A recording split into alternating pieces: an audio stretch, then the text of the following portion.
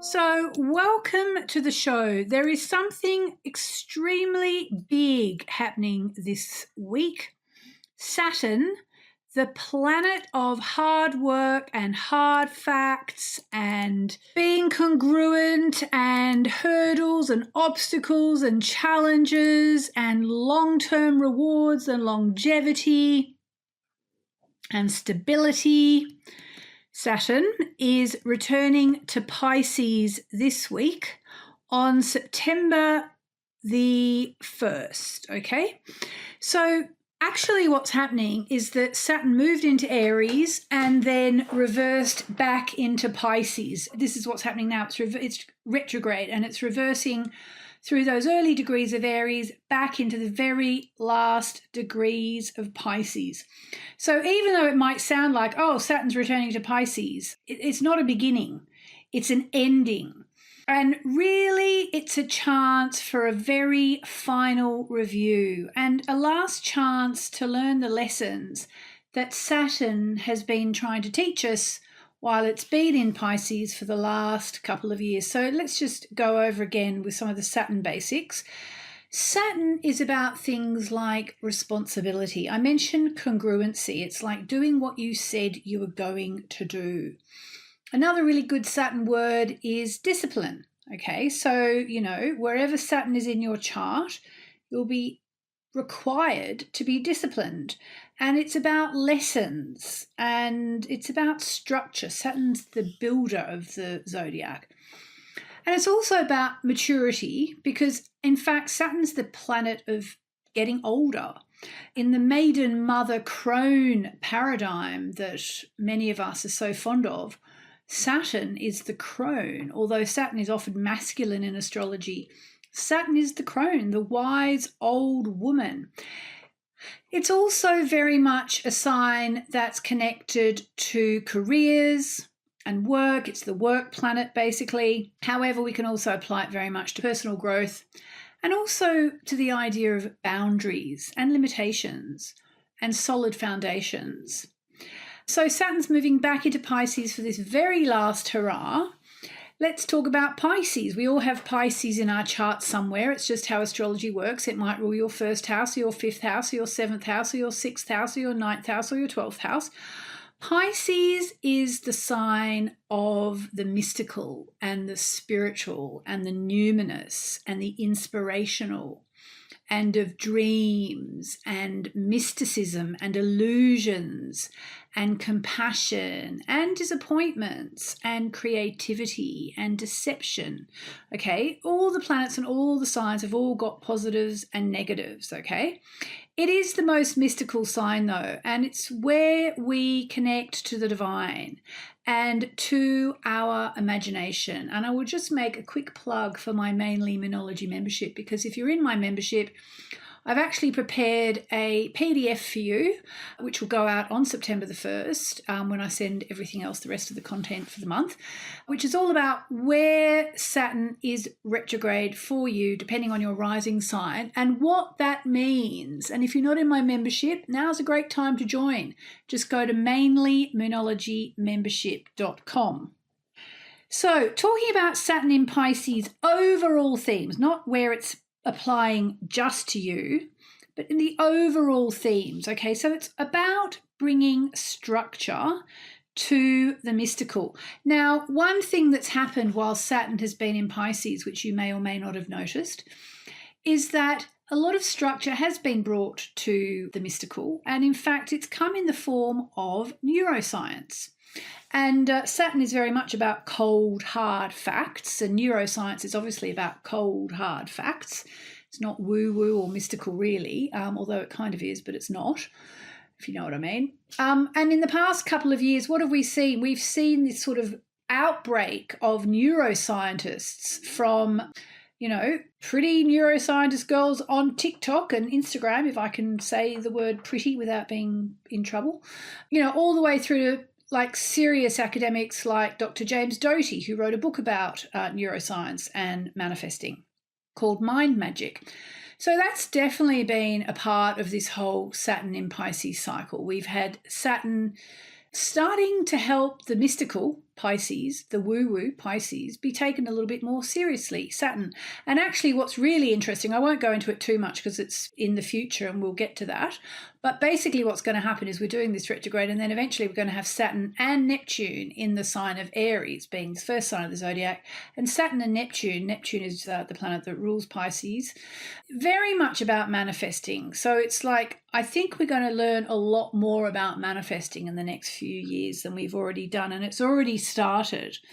Saturn in Pisces can also have been, I'm sorry to say, in the last couple of years, if you've had one of your dreams sort of just crushed, some kind of fantasy you had, if you were projecting a fantasy out into the world, if you were projecting your fantasies onto someone else, if you were living in la la land, if you were kind of, fingers in the ears, singing la la la la la, not wanting to know the truth, Saturn in Pisces can actually bring the truth, okay?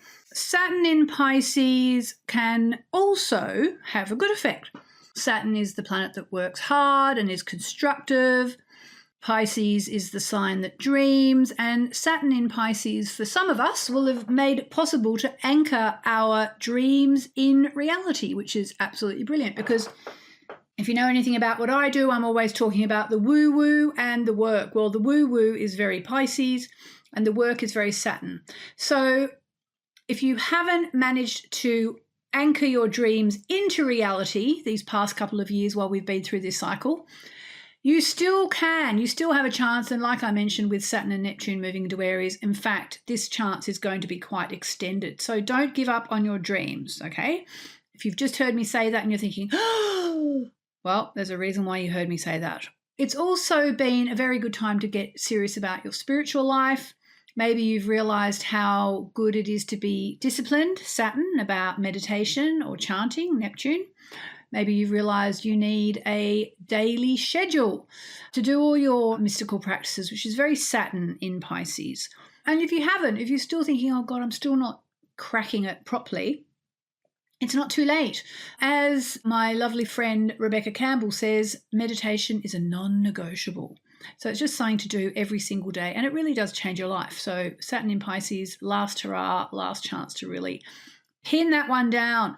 Also, it's been a good time to learn about boundaries when it comes to compassion. And, if you've been having compassion fatigue, that's very Saturn in Pisces. So it might be a good chance to just try and ground your compassion a little bit more, get back into your passion. So now, as I said, we have the final return of all this. Saturn dipped into Aries, but is now back in Pisces until towards the end of the year. And after that, when Saturn goes direct, that means the retrograde ends and starts to move back into Pisces, Saturn will not be back in Pisces until the 2050s, okay? So these coming few months, they're a last chance to really get this right. So some practical takeaways for you. Take your meditation practice or yoga or spiritual practice from occasional to consistent, set an alarm if that's what's going to help. Be disciplined. And remember, it's the times when you don't want to do your meditation or your yoga or your spiritual practice that you probably need it the most. And also honor your creative life, because Pisces is very much associated with Neptune, and Neptune's very much associated with music, okay? So make space for music in your life. I was actually just watching a video of Coldplay. They've been playing at Wembley in the last couple of days, or they've been playing around the world. We all know that because of Jumbotron Gate event that happened. I've just watched a video of them playing about, in the stars. I'm sorry, I'm not singing that very well, but you know the one I mean. And at the concert, everybody just puts their hands up because it's a star. Da, da, da, da, da, da. Apologies. But you know the one I mean. And everybody puts their wristbands up. I read somewhere they spend £40,000 every show on wristbands, but obviously you're meant to give them back, but I don't think people always do. And I was watching that thinking, that is so magical. I've been to Coldplay only once in my life, last year or the year before. It was just the most amazing concert. But I was thinking, that's music. That's what music does to you. And then because the algorithm reflects what you do, I probably liked that post or shared it or something.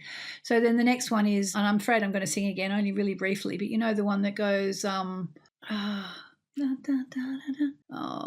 I can't remember it, but it's actually my favorite song. It's Vida La Vida. I can't remember the tune right now because I'm too self-conscious, but it's Hear Jerusalem bell ringing, da, da, da, da, da.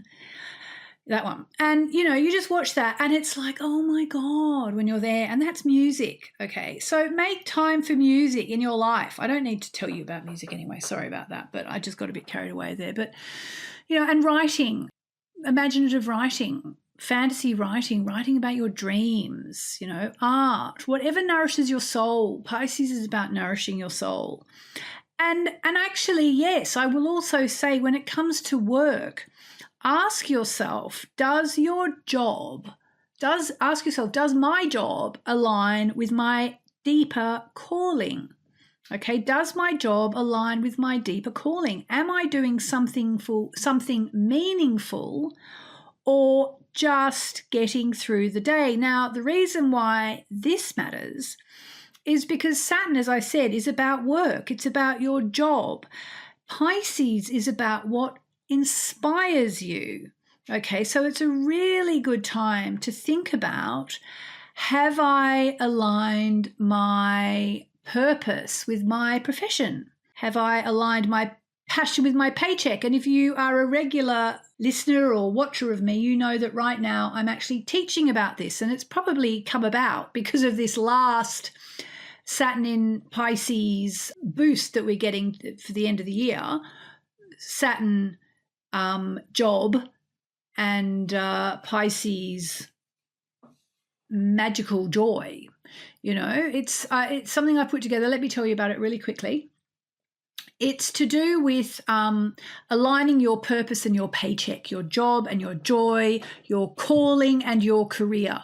Okay, it's about doing something in your life that makes you feel fulfilled. Okay, and what we think is that people are going to fall into three categories. People who might do, it's free, by the way, this course, it's completely 100% free.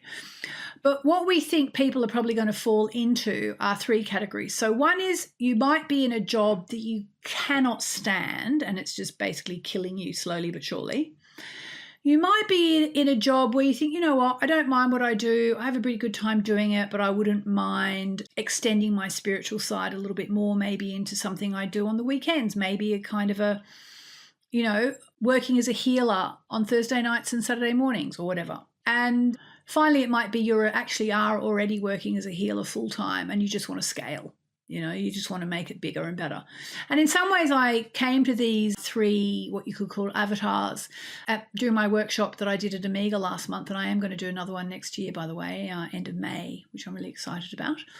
But I met lots of amazing people, and then, they're all very cosmic and woo-woo and mystical. We went around the room and I asked people, what do you do? I'm always interested in what you do. And so many of them did things like, oh, well, I work for the government. I work for a big corporation in sustainability or whatever. I'm a nurse, or, you don't have to have your whole life be, I'm a woo-woo cosmic healer. Sometimes you actually can do a lot of good having a kind of a regular job that you love, and then doing your spirituality on the side, whether you charge for it or not. So if this sounds like something you would like to do, you want to get more aligned with your purpose and your passion and your spirituality, be it just because you hate your job and you just need to do something you're going to love, or even if you love your job and you just want a little kind of side hustle, or if you're already a healer and you want to expand and scale, the address to go to is mooncalling.com. That's mooncalling.com. Or if you are watching this on Facebook or Instagram or YouTube, you can actually just put the words Moon Calling in the comments, and you'll get an automated reply that will send you an invitation to do this free course if you would like to. It would be lovely, lovely, lovely to see you there. So look, that is the big news of the week, is that Saturn is moving back into the sign of Pisces. But before you think that's all that's going on now, I have to tell you, we are also about to move into the eclipse season, okay? This episode is going to come out on August the 31st, but then a week later on the 7th, we're actually going to be having the first of 2 eclipses, which is going to be a full moon eclipse in the sign of Pisces. Okay, so there is so much going on with the planets right now. I've been saying all along, the end of the year, the first half of this year was pretty intense, and the end of this year is also pretty intense. It's sort of like it's the year that keeps on giving. Let's put it like that. Really, if you want to change your life as the year comes to an end, all these retrogrades that we're going to be experiencing are giving us these last chances. And again, specifically, if you want to change your working life, to bring more healing into your life, into your working life somehow, moon calling in the comments below on Facebook, Instagram, or YouTube, or if that doesn't work, or anywhere else, if you're listening on the podcast, mooncalling.com will get you that. So all in all, a very, very, very interesting week. There's also healing in the air this week as Mercury and Chiron connect. And there's also, just be careful, there's a chance to kind of overreact, have a knee-jerk reaction, say too much. There's a Mercury square to Uranus and a Mars square to Jupiter this week as well. So just go easy this week. And know that we are moving through the waning cycle. So that means the moon is getting smaller in the skies every night. It's time to let go, move on. If you've had a huge upset in the recent past, it's time to try and move through the first stage of shock and grief and start to let things start to fall away, so you can kind of see, well, where am I now after everything that's happened? And then the full moon eclipse is going to help us all to really start to let it all go, so we can get ready to move on and prepare for the new moon eclipse, which will come later on in September. But that is a story for another podcast. Specifically, it's a story for next week. So I think I'm going to leave it there. Let's have a look. It's a little bit shorter than usual this week, but I always feel it's best to just let these things go at the right amount of time for however long they need. That's one of the reasons why I do my own podcast and I don't do it for one of the networks, so I can just say what I need to say. I hope this helps you. I'm just going to recap. Saturn is changing signs, moving back into Pisces for the last time. When it leaves Pisces in a couple of months' time, it won't be back there until the 2050s. If you're in my Mainly Moonology membership, I will be sending you a PDF on September 1, so you know exactly where this is taking place in your chart.